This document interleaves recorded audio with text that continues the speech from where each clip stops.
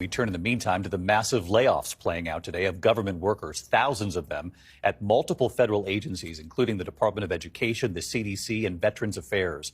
And tonight, ABC News learning that hundreds were laid off at the National Nuclear Security Administration, the agency that maintains America's nuclear stockpile, before they were called back.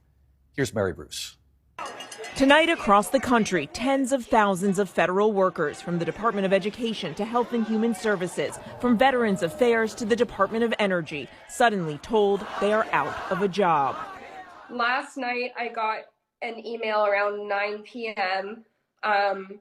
Saying that my position was terminated. In Greensboro, Georgia, Carly Arata worked at the Department of Agriculture. I saw the subject of it and I kind of screamed. I didn't think it was real at first, so I reread it like 3 times and then kind of started crying because, I was relying on this job.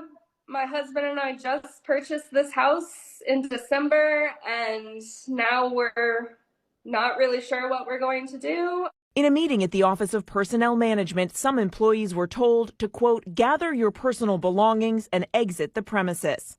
ABC News obtaining this audio. You will receive your termination notice via email shortly, and it will include the reason for termination. As a result, your employment with the Office of Personnel Management will end today. The layoffs across at least a dozen departments and agencies, all part of an effort to cut government costs, spearheaded by Elon Musk, who told an international conference that whole agencies would have to go. We do need to delete entire agencies as opposed to leave part of them behind. The administration first targeting the roughly 200,000 federal employees who have been on the job less than a year. At the Department of Energy, at least 2,000 workers let go, more than 1,000 people fired from Veterans Affairs, and another 1,000 from the CDC.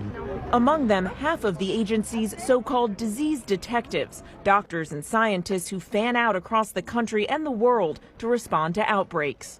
But this process has been far from smooth. Sources tell ABC News yesterday roughly 300 employees at the National Nuclear Security Administration, the agency that maintains America's nuclear stockpile, were fired. But today, multiple sources tell us those firings were put on hold.